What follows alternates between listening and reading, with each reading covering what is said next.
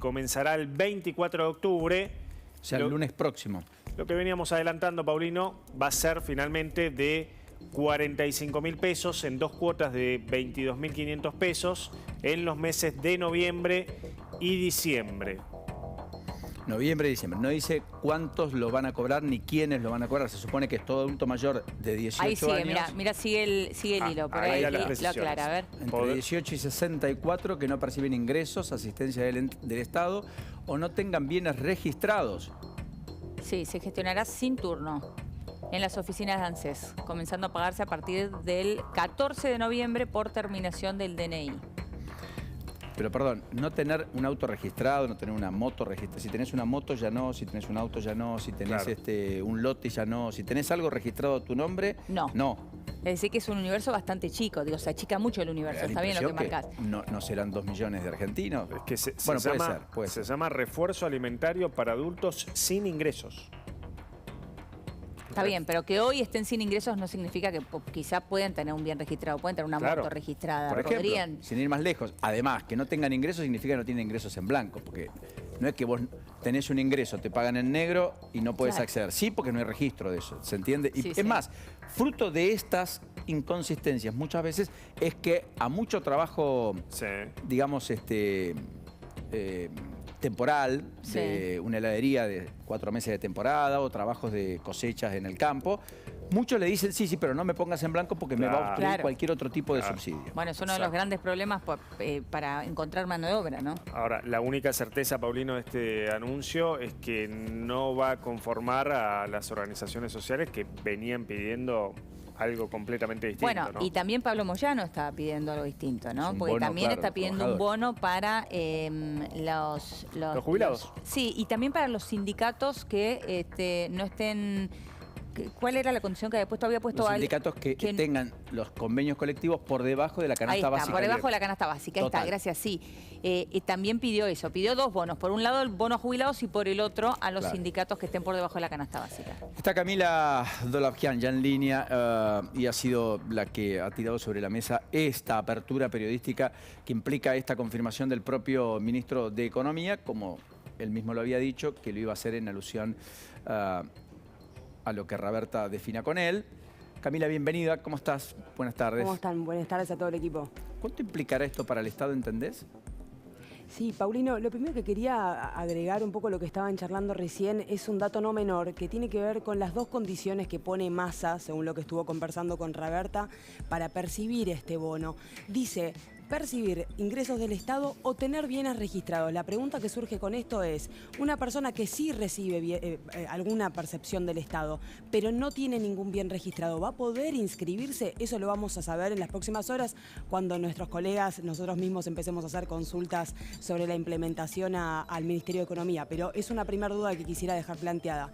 La otra, que es importante, es que este bono lo van a percibir personas de entre 18 a 64 años, pero no hace mención a la cantidad de personas que tiene a cargo ese beneficiario. Es decir, si una madre de 5 hijos, por ejemplo, va a recibir exactamente lo mismo que recibiría una persona que no tiene nadie a cargo. Por ahora, por lo que tuiteó Massa, parecería que sí. ¿Cuántas personas estarían incluidas en esta medida? Según las estimaciones, es un poco más de la cantidad de indigentes que tiene actualmente la Argentina, que ronda los 4.6 millones de personas. Lo van a percibir 2.2 millones de personas. Y esto va a implicar, voy a tu pregunta, Paulino, un desembolso para el Estado de más o menos 99.000 millones de pesos en un contexto, obviamente, de reducción del déficit fiscal. Importante lo que nos está aportando y apuntando. Me quedé pensando, Camila, en esto que marcabas al comienzo, ¿no? Que a nosotros nos generó duda también, y volví al tuit de Sergio Massa. Vos pusiste el ojo en la O, ¿no? Que él escribe en el tuit, porque él pone, podrán acceder personas de entre 18 y 64 que no perciban ingresos, asistencia del Estado o tengan bienes registrados y se gestionará sin turno en las oficinas de ANSES. Pero, es decir, vos acá lo que estás marcando es que todavía no queda claro si por no tener un bien registrado, solamente por eso, vos podrías recibir este bono. Claro, el punto es si una persona que percibe ingresos del Estado pero no tiene ningún bien registrado podría acceder al beneficio. Eso es lo que no queda claro con este tuit. Claro, porque es una O, no es una I, digamos, ¿no? Correcto. Si fuera no percibe ningún está ingreso y no tiene ningún bien registrado, que hago un paréntesis, es muy difícil, no tiene la suficiente, digamos, no hay los suficientes intercambios de información como para saber esto, eso implicaría una implementación adicional.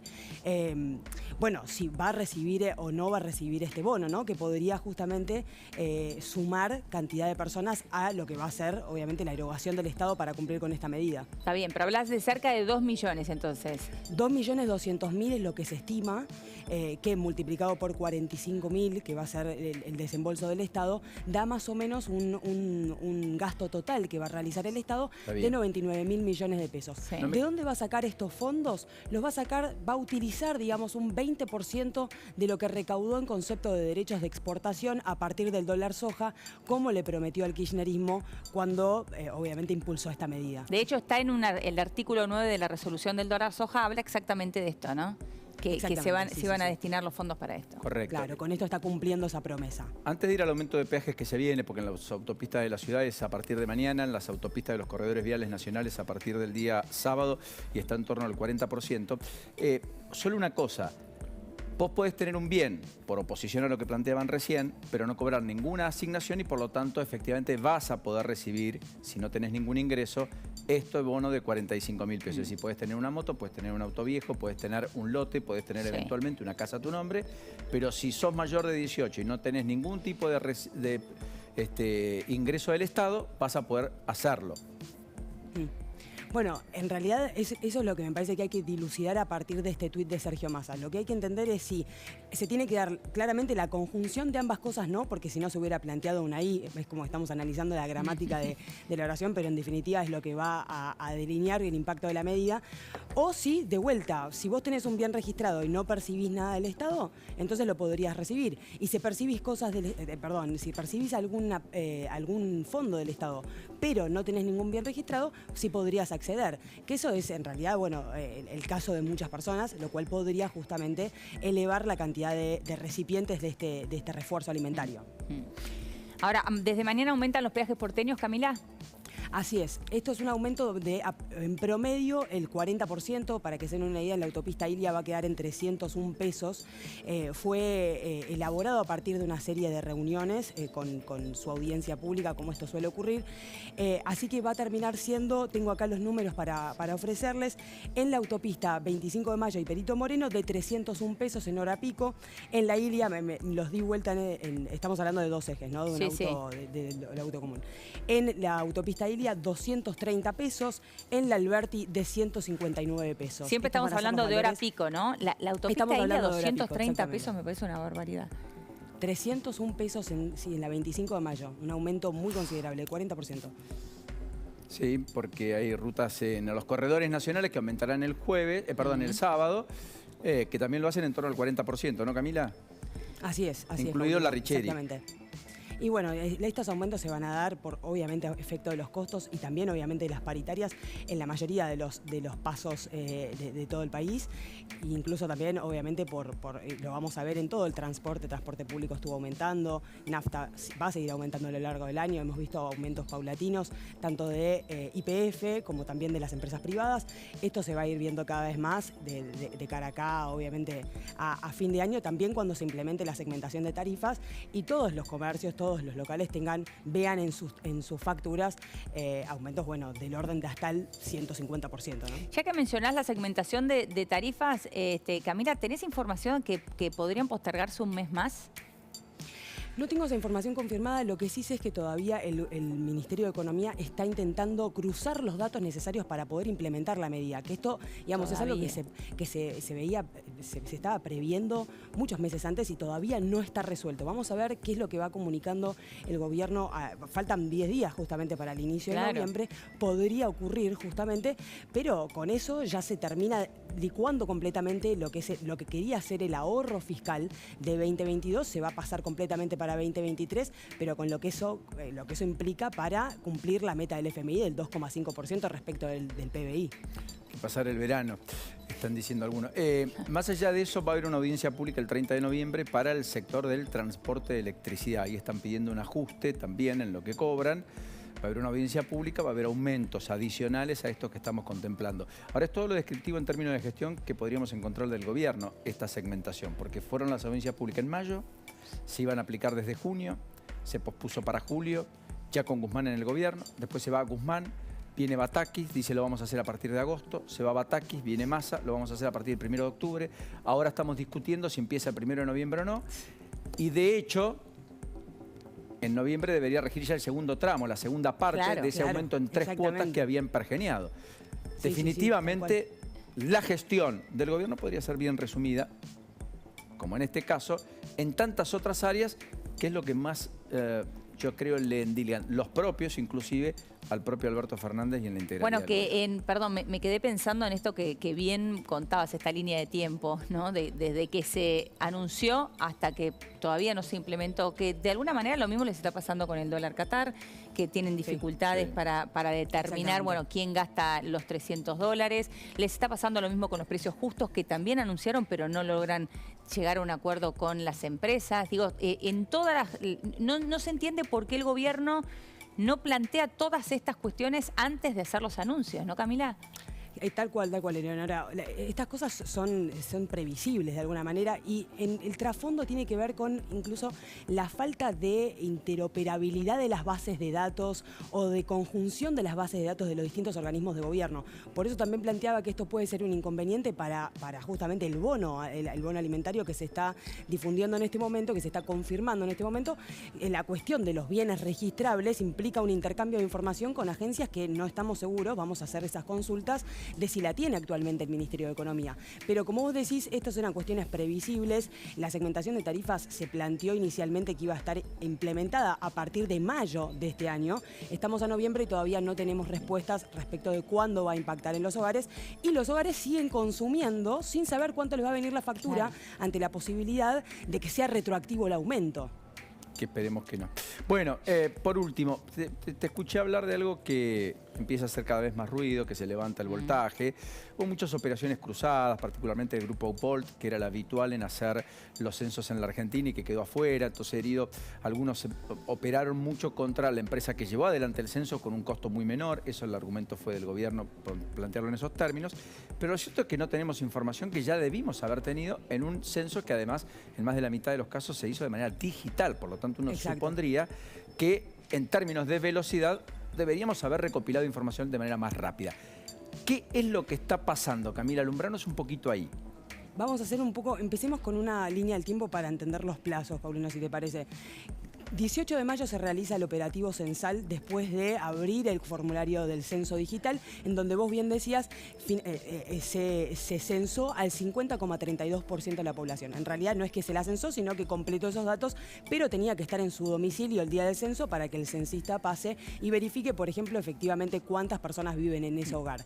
15 de agosto era la fecha pautada para dar a conocer los resultados provisorios que se elaboran en base a lo que son llamadas las planillas resúmenes.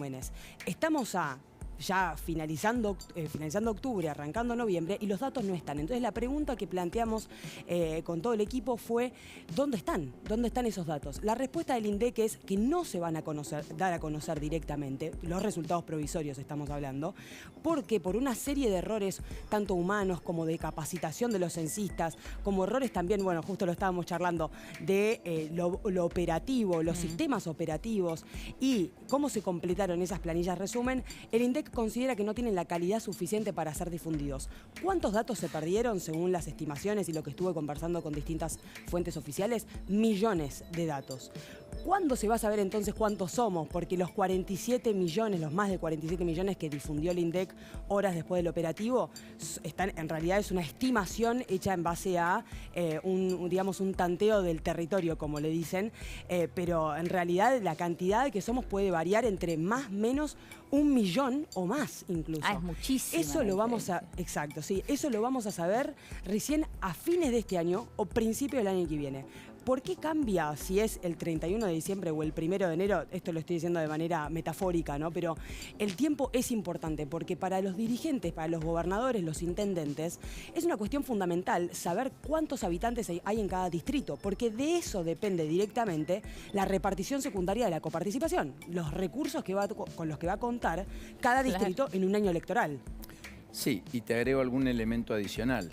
La composición de las legislaturas, Claro. si es que hubiera que producir modificaciones en virtud de las cartas magnas provinciales, que así lo digan cuando se modifican los patrones de población. Claro. O sea, mirá si habrá complejidad al respecto. Ahora, Claro. perdón, Paulino, pero esto obviamente, es un papelón. sumo una cuestión, perdón, Eleonora, Sí. sumo una cuestión importante que es las denuncias que recaen sobre distritos como La Matanza, ¿no? Esto es parte de la situación actual. Sí. No, Claro. decía que esto es un papelón supino, porque la escuchaba a Camila decir que desde el INDEC le contestan que los datos no cuentan con la calidad suficiente para ser publicados. Es vergonzoso. Digo, no podemos enfrentar un censo. Pensando que además se tuvo tiempo para hacerlo, se lo hizo de manera digital para justamente acelerar Sí. esto, y le están endilgando casi el error a los censistas. Le Sí. están diciendo que Eso es así. los censistas no hicieron bien su tarea después de lo que observamos aquel día del 18 de mayo, Sí. donde muchos lo tomaron como un ingreso adicional, no con la pasión que implicaba el relevamiento y la trascendencia que ello tiene cada 10 años para un país, como saber quiénes somos, cuántos somos, dónde vivimos, cómo vivimos y cómo hacer políticas públicas en virtud de ese diagnóstico que establece ese censo. Digo, igual No es menor, ¿eh? de cualquier manera, además, por más que le Paulina- echen la culpa a los censistas, digo, ¿quién tiene el deber de entrenar a los censistas, de preparar a los censistas para trabajar? Y No hay el duda, INDEC, ¿eh? digo, no hay duda, el No hay Estado, duda, ¿no? Sí.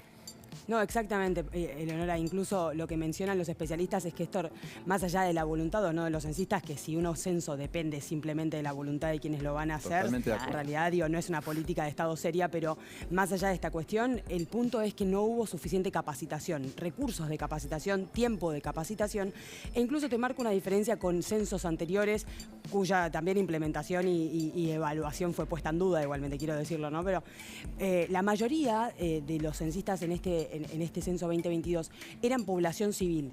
Y lo que yo conversé con muchas fuentes fue que hubo mucha presencia de organizaciones sociales, de militancia, de organizaciones políticas, porque el INDEC delegó la convocatoria de los censistas a los municipios.